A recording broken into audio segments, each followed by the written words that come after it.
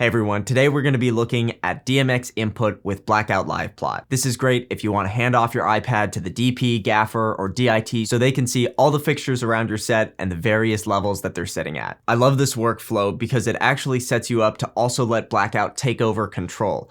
I've been on a bunch of multi-day shoots where we're sitting in a stage, I'm using MA, and then we go outside or we're switching locations or there's a company move. I can just grab my iPad, run around, and I have Blackout ready to go instantly. So in this example, we're going to be looking at how to import your patch and keep a patch one-to-one. If you want to learn about DMX routing, where you take a media server or another console's universe like 11 and then route it to Blackout's universe 1, check out my Mad Mapper tutorial. But without further ado, let's jump in and see how to do this.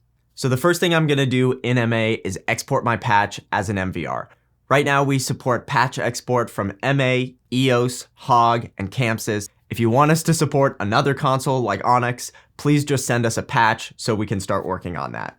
We also support MVR export from Capture, so if you're pre-visualizing and you patch a bunch of fixtures in Capture, you can just export the MVR and then have that patch populate one-to-one right in Blackout. Okay, as you can see here, I just have 8 Titan tubes patched. I'm going to export the patch and I'll just airdrop it to my iPad.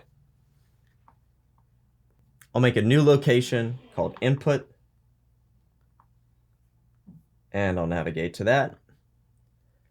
And now that I'm in Blackout, I'll go to my patch and I'll use this import patch button up here at the top. So I'll click on import patch and navigate to the MA3 MVR that I exported.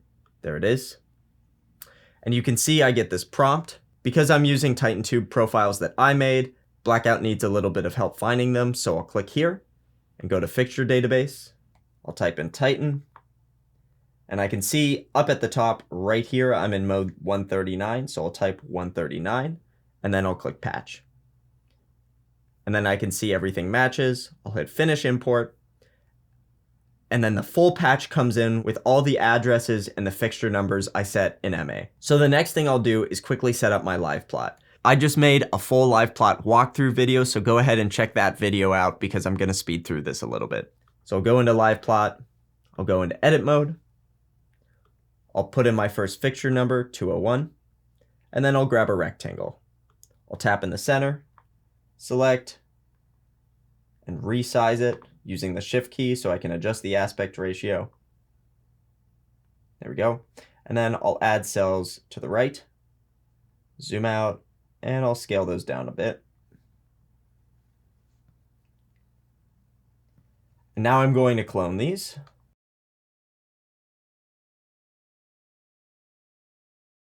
Now that they're all cloned, I'll select them, go into my targets, and change them to the correct fixture. So that's 202. There we go.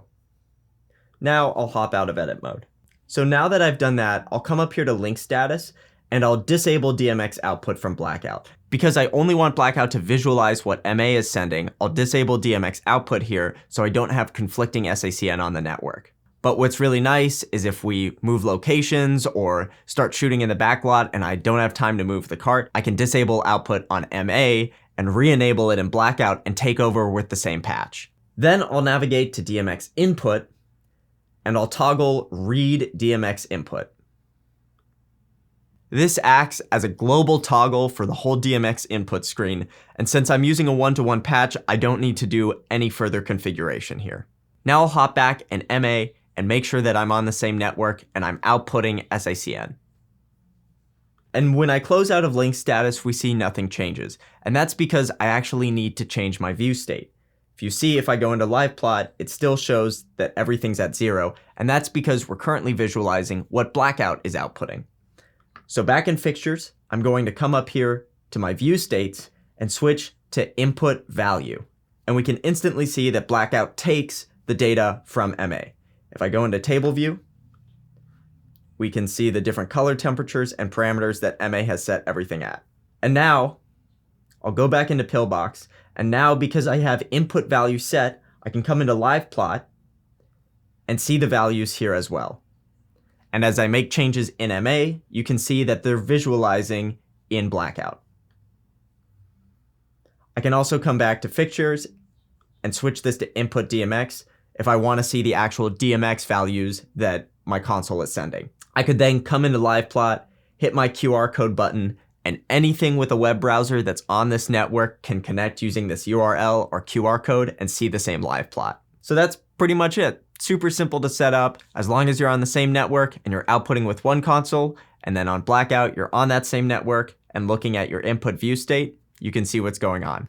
My one other little pro tip is if you're using SACN and you have an application that's also reading DMX like SACN Viewer or any kind of DMX monitor, sometimes that will block Blackout from being able to visualize SACN. So make sure that Blackout is the only thing reading SACN on the network. So that's it for this one. Thank you so much for watching. Let me know in the comments what you want to see more of, and I'll see you next time.